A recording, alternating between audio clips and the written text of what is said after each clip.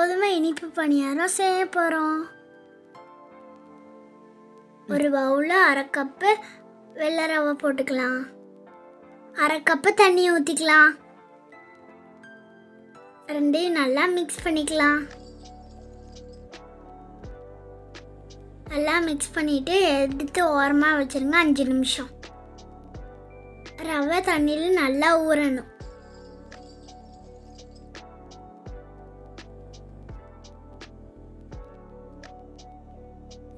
ஊற வச்ச ரவையை எடுத்துக்கலாம். அதில் 1 கப்பு கோதுமை மாவு போட்டுக்கலாம்.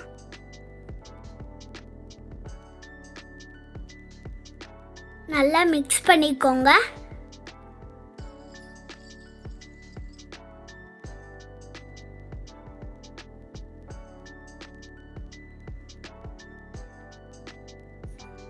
அதில் 1 கப்பு நாட்டு சர்க்கரை சேர்த்திக்கலாம். தண்ணி பத்தலைன்னா இன்னும் சேர்த்துக்கிட்டு நல்லா மிக்ஸ் பண்ணிக்கலாம்.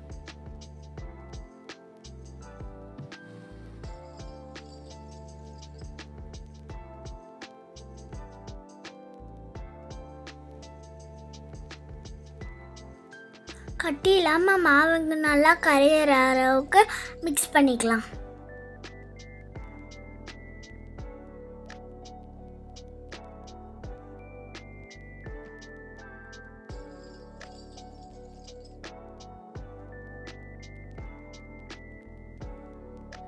½ teaspoon vanilla essence, 1/4 teaspoon baking soda,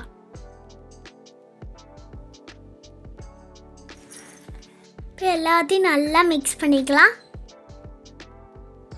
கட்டி இல்லாமல் நல்லா மிக்ஸ் பண்ணிக்கலாம். சின்ன கட்டி கூட இருக்காமல் மிக்ஸ் பண்ணணும்.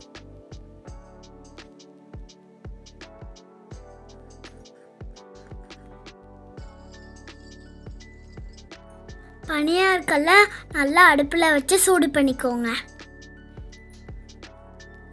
அதில் கடலை எண்ணெய் ஊற்றிக்கலாம். எல்லா குழியிலையுமே கடலை எண்ணெய் ஊற்றிக்கலாம். இப்போ நம்ம கலக்கி வச்ச மாவை எல்லாத்துலேயும் ஊற்றிக்கலாம்.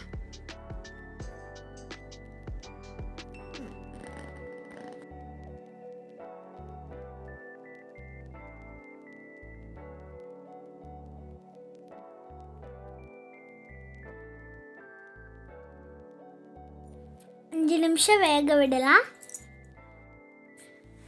வெந்துருச்சுன்னா பின்னாடி திருப்பி போட்டுக்கலாங்க. பின்னாடி திருப்பி போட்டு நல்லா வேக வச்சுக்கலாங்க.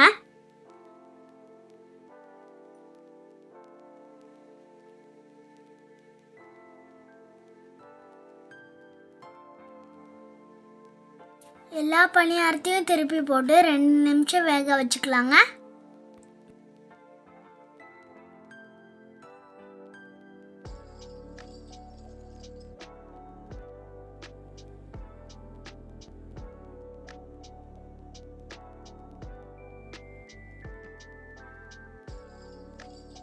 பணியாரம் நல்லா வெந்துருச்சுங்க. எடுத்து பிளேட்டில் மாற்றிக்கலாங்க.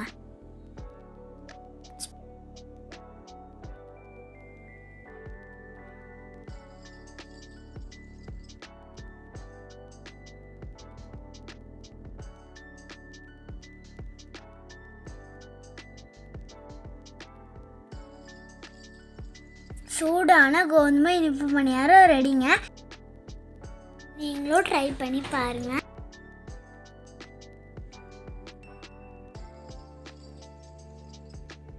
For watching, like and subscribe.